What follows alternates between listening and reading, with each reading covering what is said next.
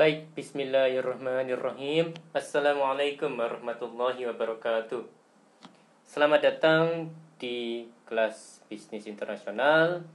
Mari kita mulai perkuliahan kita.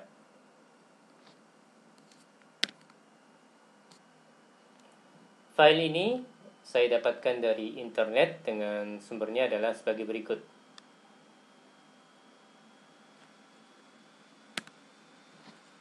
Baik, masuk ke definisi bisnis internasional.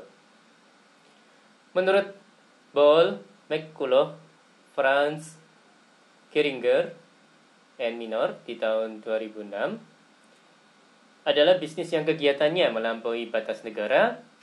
Definisi tersebut mencakup perdagangan internasional, pemanufakturan di luar negeri, juga industri jasa di berbagai bidang seperti transportasi, pariwisata, perbankan, periklanan, konstruksi, perdagangan eceran, perdagangan besar, dan komunikasi massa.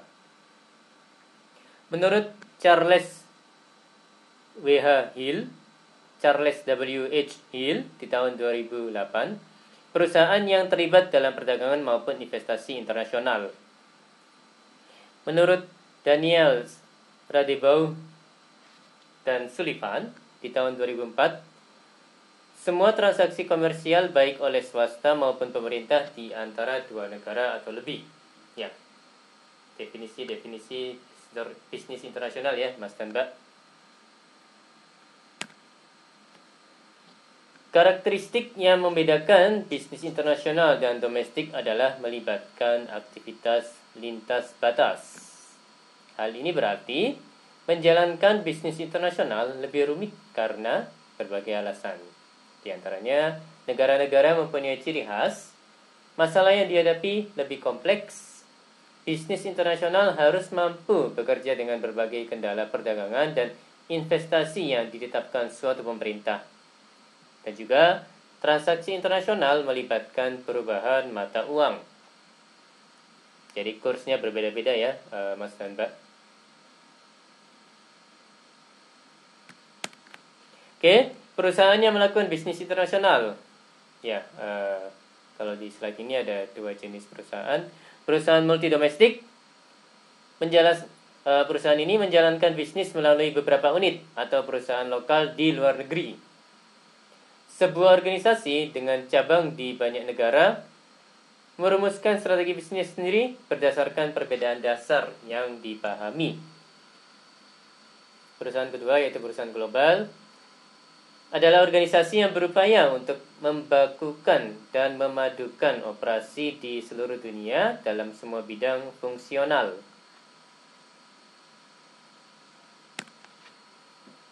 Oke, masuk ke pembahasan perdagangan dan investasi dalam bisnis internasional.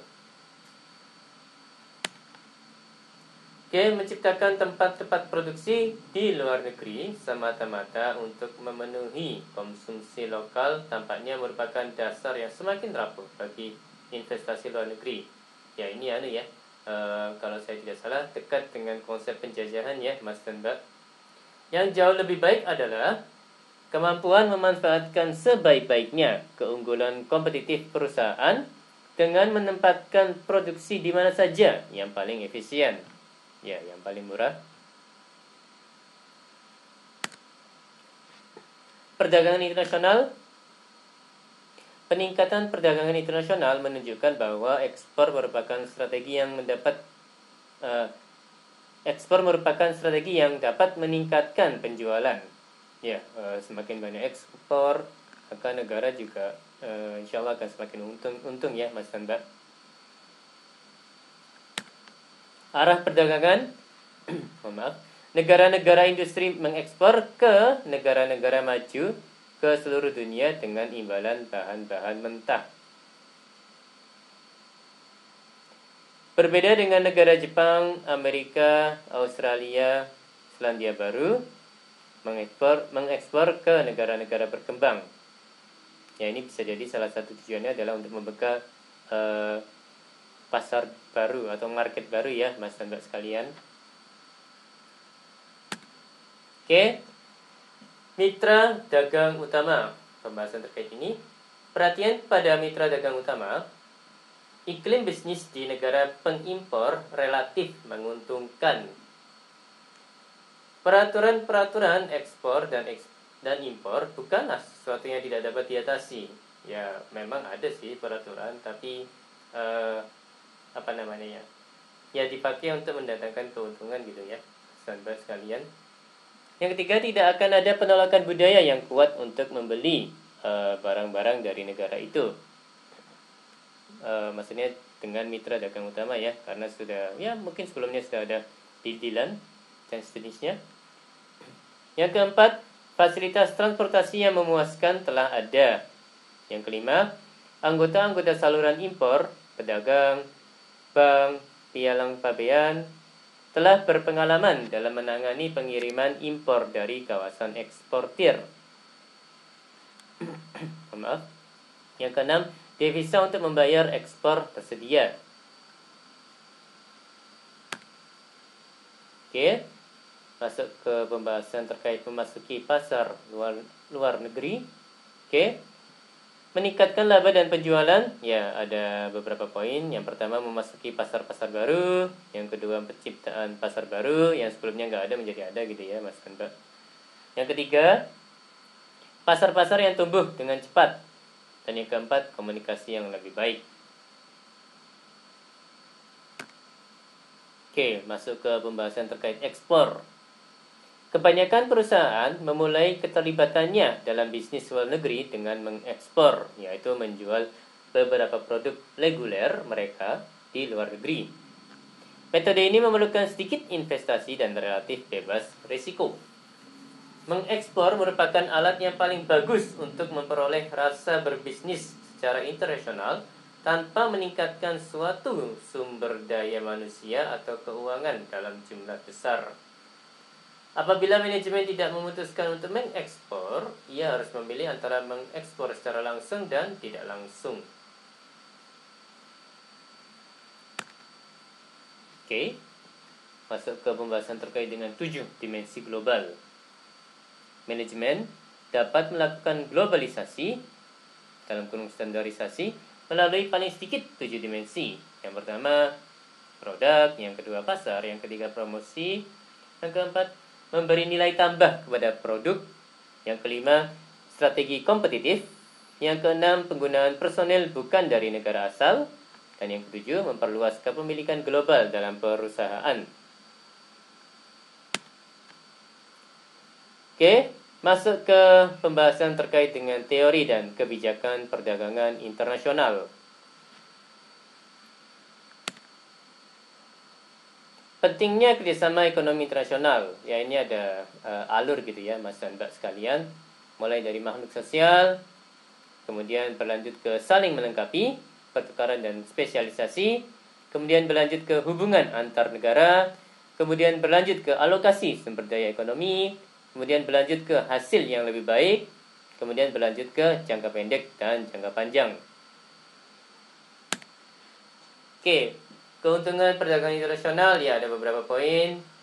Di antaranya memperoleh barang yang tidak dapat diproduksi dalam negeri. Ya ini logis ya. Dan yang kedua, memperoleh keuntungan dari spesialisasi. Berikutnya memperluas pasar industri dalam negeri. Jadi dengan adanya perdagangan internasional, industri-industri dalam negeri bisa mendapatkan pasar baru gitu ya, Mas dan Mbak. Kemudian keempat, menggunakan teknologi modern dan meningkatkan produktivitas. Oke, teori-teori perdagangan internasional. Ada merkantilisme. Suatu negara akan makmur bila mampu memaksimalkan surplus perdagangan. Ekspor maksimal, impor minimal. Sehingga surplusnya maksimal gitu ya. Nah, surplus perdagangan naik, maka akan berlanjut ke output keseimbangan naik dan akan berlanjut ke konsumsi dan kesempatan kerja juga naik. Seperti itu ya Mas dan Mbak ya. Kelemahan, proteksi ketat terhadap impor dan hak monopoli pada produk domestik mengorbankan efisiensi dan produktivitas. Oke, keunggulan absolut. Maaf. Suatu negara akan makmur bila dilaksanakan melalui mekanisme perdagangan bebas. Perdagangan bebas, kemudian berlanjut ke spesialisasi, kemudian berlanjut ke peningkatan efisiensi, kemudian berlanjut ke pertimbangan keunggulan absolut, kemampuan produksi versus biaya yang lebih rendah, tergantung pada nilai tukar internasional.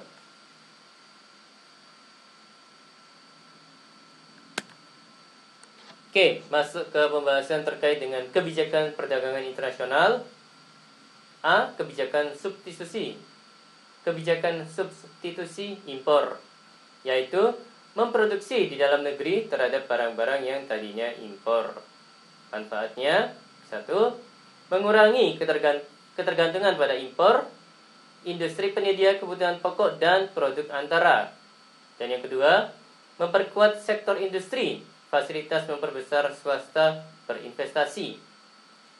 Yang ketiga, memperluas kesempatan kerja tanpa industrialisasi. Yang keempat, menghemat devisa, perbaikan neraca pembayaran. Kerugiannya adalah: pertama, menguntungkan perusahaan asing, fasilitas keringanan pajak, insentif penanaman modal. Dan yang kedua, pasar domestik cepat jenuh, kekuatan permintaan terbatas. Dan yang ketiga, memperkuat gejala monopoli akibat kecilnya pasar, jaminan kepastian pasar, pembatasan jumlah produsen, pembatasan jumlah produsen, profit supernormal. Yang keempat, ketergantungan yang makin besar pada impor, tidak tersedianya industri pendukung. Dan yang kelima, pemborosan devisa, dampak ketergantungan impor. Oke, yang B, kebijakan promosi ekspor, yaitu kebijakan di bidang industri yang mengutamakan pengembangan industri untuk pasar ekspor. Manfaat: pertama, mempertahankan permintaan sektor pertanian terhadap sektor industri. Yang kedua, mendorong produksi massal yang skala ekonominya efisien. Yang ketiga, meningkatnya persaingan berdasarkan prestasi perusahaan. Yang keempat, mengatasi dampak kekurangan devisa. Kerugiannya adalah: 1. Cepat jenuhnya pasar internasional. Barang yang diekspor elastisitasnya rendah. Yang kedua, makin kuatnya kebijakan proteksi. Makin kuatnya kebijakan proteksi oleh negara maju sebagai upaya memperoleh dukungan politis. Oke, yang C, kebijakan proteksi adalah usaha pemerintah untuk membatasi atau mengurangi jumlah barang yang diimpor dari negara lain dengan tujuan untuk mencapai beberapa tujuan tertentu, yaitu: 1. Mengatasi masalah pengangguran tanpa efisiensi dan spesialisasi. Yang kedua, mendorong perkembangan industri baru. Yang ketiga, untuk mendiversifikasikan perekonomian, kecukupan pangsa pasar domestik. Dan yang keempat, menghindari kemerosotan industri tertentu bagi negara maju. Yang kelima, memperbaiki neraca pembayaran. Impor lebih besar dari ekspor. Yang keenam, menghindari dumping. Oke. Bentuk proteksi ada beberapa. Yang pertama, tarif, yaitu pajak untuk komoditas ekspor. Tarif diberlakukan bila harga pasar internasional lebih rendah daripada harga domestik. Bisa menambah pendapatan pemerintah. Iya kan? Kalau misalnya harga pasar internasional lebih rendah daripada harga domestik, ya logikanya masyarakat di negara itu lebih memilih untuk membeli barang-barang dari pasar internasional, ya Mas dan Mbak, ya, karena lebih murah. Anggaplah, asumsikan kualitasnya sama gitu ya Mas dan Mbak. Oke, tadi bisa menambah pendapatan pemerintah. Dan yang kedua, kuota, yaitu kebijakan pembatasan jumlah barang impor yang boleh masuk ke pasar domestik. Tidak dapat menambah pendapatan pemerintah.